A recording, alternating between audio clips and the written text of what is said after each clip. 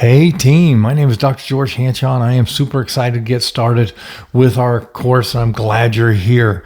I want to give you a little bit of introductory information about me as well, if you would like it. And it comes from 4 questions that I get asked as an ID, a dean, and an instructor. So first one, the very first question is, where have you worked and how much ID experience do you have?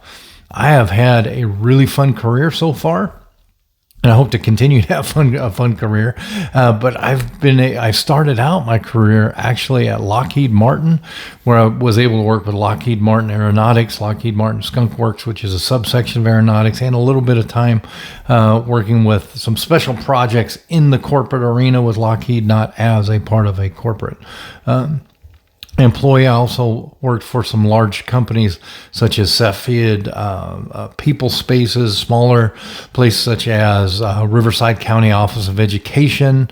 So I've been able to really get a broad view of so many different things. I've also had my own consultancy where I've consulted with multiple different companies, smaller and larger, and just the experience that I got from doing that was amazing because you get to meet so many neat people and kind of see, okay, so what are their needs? And you really get to focus in on what people need and their needs.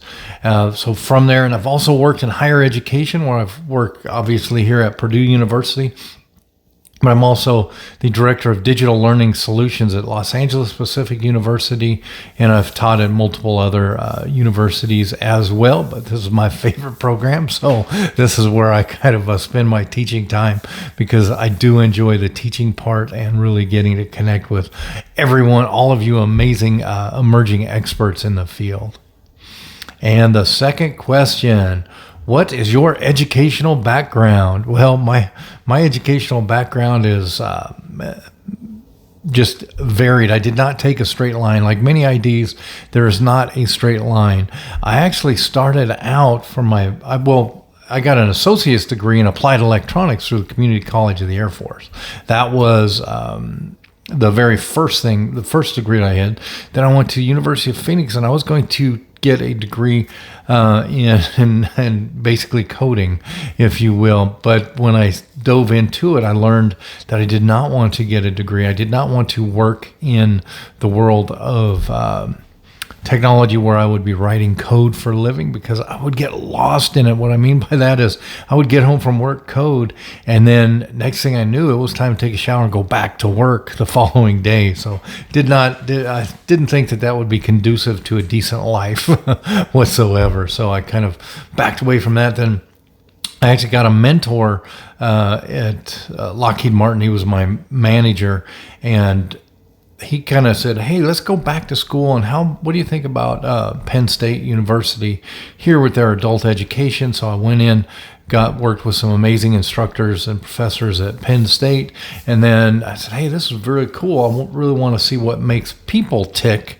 And I then went and got a degree, my doctorate degree in psychology, specifically human performance psychology. So I've been able to work with a lot of sports teams, individuals, companies, and it's been an absolute wonderful time. And I got that through the University of the Rockies. And then question 3, how did you become an ID? This is my favorite story. I became an ID. I call myself the accidental ID because I was getting laid off, period. I just gotten out of the Air Force. Well, not just gotten out of the Air Force. I've been out for a couple years. I was working for Lockheed Martin as a flight line mechanic. And as a flight line mechanic, it was a union job. Loved it. I got to use tools, fix stuff, work on cool airplanes every day. But the problem with that is as contracts come and go, layoffs come and go as well. So you get laid off, called back, laid off, called back. And I was about to get laid off. And then there was an opening in the learning and development department. There were several openings in the learning and development department. And I was lucky enough to get one. So I became an ID because I was about to get laid off. And they asked me, and it started as a trainer.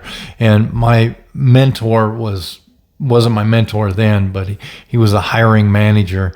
He said, George, do you think you can teach what you do to other people? And I had no idea, but my firm answer was absolutely. I would love to do that. I think it's a very valuable thing to be able to do. So that's how I became an ID, an accidental ID. And then I've loved it ever since. I've been an ID for almost 30 years now. No, 25 years now. So it's been an absolute pleasure to be an ID. And then why did you become an ID?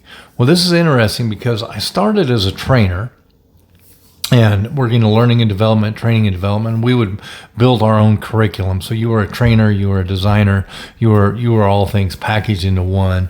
Went through a lot of coursework, professional education, higher education as well, to learn the craft, the trade. But the reason why I actually became an ID is because when I first started training, I noticed right away that the way the course was structured and the way I taught the course had a huge difference on how people were able to perform when they went back on the job. It was just a glaring, wow, if I do this very boring course, people are not going to be very good on the job. But if I just get them hands-on going, let's do this, let's do that, and make it a fun course, people did better on the job. So I just kind of fell in love with the intricacies and theory, because theory is a lot about how people can perform on the job.